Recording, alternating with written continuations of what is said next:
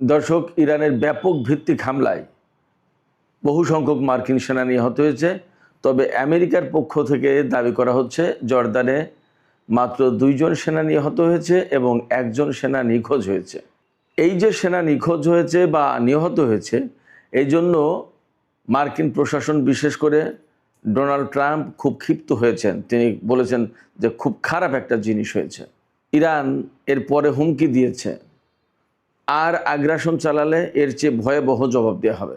এদিকে নতুন করে খবর বের হয়েছে, ইরানের হাতে 14,000 কিলোমিটার পাল্লার আন্তঃমহাদেশীয় ক্ষেপণাস্ত্র আছে, যে ক্ষেপণাস্ত্র সহজেই ইরান থেকে আমেরিকার ভূখণ্ডে পৌঁছাতে পারে। আরও তথ্য হচ্ছে এই ক্ষেপণাস্ত্র পরমাণু ওয়ারহেড বহন করতে পারে। এর সাথে অ্যাডিশনাল তথ্য দিই, ইরানের পররাষ্ট্রমন্ত্রী আব্বাস আরাকচি নাকি তাদের ভাণ্ডারে পরমাণু অস্ত্র থাকার ইঙ্গিত দিয়েছেন। তিনি বলেছেন, ইসরায়েলও শান্তি চায়, আমরা ইসরায়েল সফরে যাব তাদের পরমাণু অস্ত্র আছে কিনা সেটা দেখার জন্য। যদি তাদের না থাকে তাহলে আমরাও দেখতে দেব।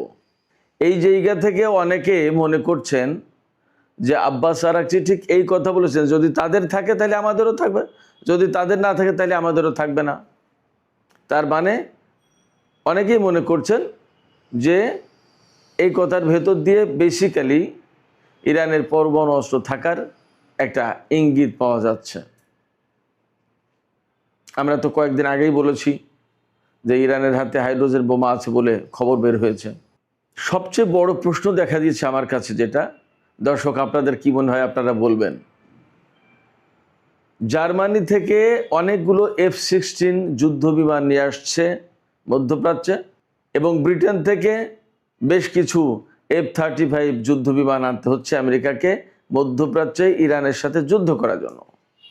আমার এখানে প্রশ্ন হচ্ছে, মধ্যপ্রাচ্যে, ইরাকে, জর্দানে, সিরিয়ায়, সৌদি আরবে, কুয়েতে, বাহরাইনে, সংযুক্ত আরব আমিরাতে, কাতারে, ওমানে, এই সমস্ত জায়গায় যে এত এত বিমান মোতায়েন ছিল, এরপরেও কেন এখন জার্মানি এবং ব্রিটেন থেকে আমেরিকাকে নতুন করে যুদ্ধ বিমান আনতে হচ্ছে? তাহলে আগের সে সমস্ত বিমান কোথায় গেল?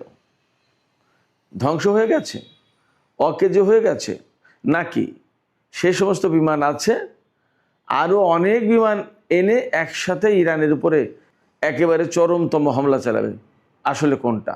আমি আর একটা ছোট্ট খবর দিয়ে বিস্তারিত আলোচনায় চলে যাই। গত কয়েকদিন আগে মার্কিন কংগ্রেসের প্রতিনিধি পরিষদে ভোটাভুটি হলো না?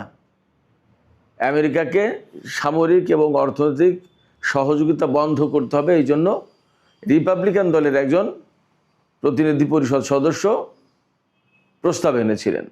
সেই প্রস্তাবের পক্ষে বিপক্ষে ভোটাভুটি হলো। তাতে 104 জন ডেমোক্র্যাটিক সদস্য ভোট দিয়েছিলেন যে হ্যাঁ, ইসরায়েলকে এই সহযোগিতা বন্ধ করা হোক। যারা এই প্রস্তাবের পক্ষে ভোট দিয়েছিলেন তাদেরকে এখন আর টাকা দেবে না ইসরায়েলি লবি আইপ্যাক। গতকাল তারা এই ঘোষণা দিয়েছে।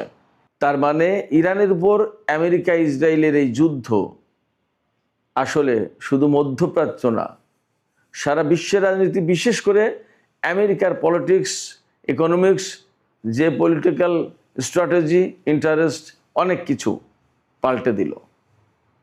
সুপ্রিয় দর্শক, এতক্ষণ যে বিষয়গুলো বললাম, এই বিষয়গুলো নিয়েই আমি আপনাদের সাথে বিস্তারিত আলোচনা করব। আশা করি আপনারা শেষ পর্যন্ত সঙ্গে থাকবেন। আর ভিডিও ভালো লাগলে সবসময়ের মতোই বলি, লাইক, কমেন্ট, শেয়ার করবেন এবং চ্যানেলটি সাবস্ক্রাইব করে সাথে থাকবেন প্লিজ। দর্শক, চলুন আমরা বিস্তারিত আলোচনা করি। বিস্তারিত আলোচনার শুরুতে আমি সিএনএনের একটা ছোট্ট বিশ্লেষণের মূল বক্তব্য তুলে ধরে শুরু করি। সেটা হচ্ছে, সিএনএনের একটি বিশ্লেষণে বলা হচ্ছে মার্কিন প্রেসিডেন্ট ডোনাল্ড ট্রাম্প আমেরিকাকে নতুন করে আরেকটি দীর্ঘস্থায়ী যুদ্ধের ভেতরে জড়িয়ে ফেলেছে। আর মিডল ইস্ট ইনস্টিটিউশনের একজন ফেলো বলছেন যে ডোনাল্ড ট্রাম্প এমন এক ফাঁদে পড়েছেন যেখান থেকে প্রতিদিন যুদ্ধের মাত্রা বাড়াতে বাধ্য হচ্ছেন বা যুদ্ধ করতে বাধ্য হচ্ছেন। এই যুদ্ধ থেকে বেরিয়ে আসার কোনো স্কোপ তিনি পাচ্ছেন না। এর কারণ কি? এই যে যুদ্ধ থেকে তিনি বেরিয়ে যেতে পারছেন না, তার কারণ কি? এটার আমি বিস্তারিত ব্যাখ্যা বিশ্লেষণ আশা করি করব। তো জর্দানে মার্কিন সেনা আহত, নিহত এবং আরও কি কি ঘটেছে সেগুলো একটু বলি।